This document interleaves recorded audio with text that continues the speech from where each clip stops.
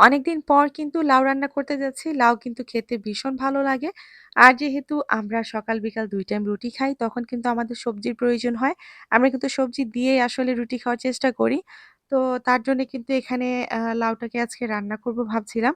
যাই হোক আসসালামু আলাইকুম, সবাই কেমন আছেন? আজকে হচ্ছে লাউ রান্নার প্রস্তুতি চলছে। আর লাউ রান্না করা তো খুবই সহজ, সবাই জানেন।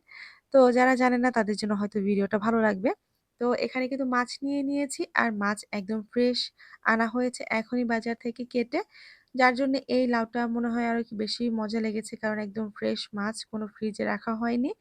তো এই মাছ থেকে আমি একটা মাছের পিস নিবো আর এই একটা মাছের পিস দিয়ে কিন্তু লাউটাকে রান্না করব ভেঙে দিয়ে।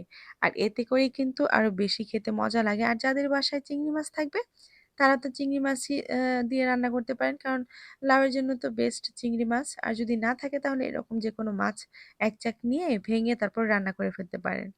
তো এই যে আমি এখান দিয়ে লাউ নিয়ে নিচ্ছি আর লাউটাকে খুব সুন্দরভাবে ছিলে নিচ্ছি। আর ছিলে আমি মোটামুটি একটা সাইজ করে কাটবো। খুব বেশি পাতলাও না আবার মোটাও না। আর এই যে ছিলকাগুলো নিচ্ছি, এই ছিলকাগুলো কিন্তু আমি আসলে ফেলে দেব না। এগুলো দিয়েও আসলে লাউয়ের ছিলকা ভাজি করে ফেলবো। কারণ লাউটা যেহেতু কচি খেতে ভালো লাগবে।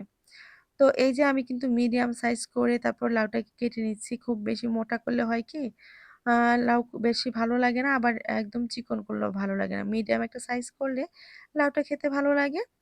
তো এই যে একে, একে আমি বাকি সবগুলো লাউ আসলে কেটে নিচ্ছি। কারণ কাটাকাটি কাজ একবারে করে নিলে আমার কাছে ভালো লাগে। পরে শুধু রান্না বসিয়ে দিয়ে আমি যেকোনো রান্না, যে কয় আইটেমই করি না কেন চেষ্টা করি কাটাকাটিটা আগে করে নিতে। তাহলে দেখা যায় রান্নার ক্ষেত্রে আর তেমন বেশি কিন্তু সময় লাগবে না। তো এখানে এই যে দেখতে পাচ্ছেন একদমই সফট, আমি যখন আ চাপ দিচ্ছি মটমট করে ভেঙে যাচ্ছে। তো এই ছিলকাগুলোকে অবশ্যই আমি কালকে ভাজি করব। আর ভাজি করলে তো আপনাদের সাথে ভিডিও আমি শেয়ার করেই ফেলি।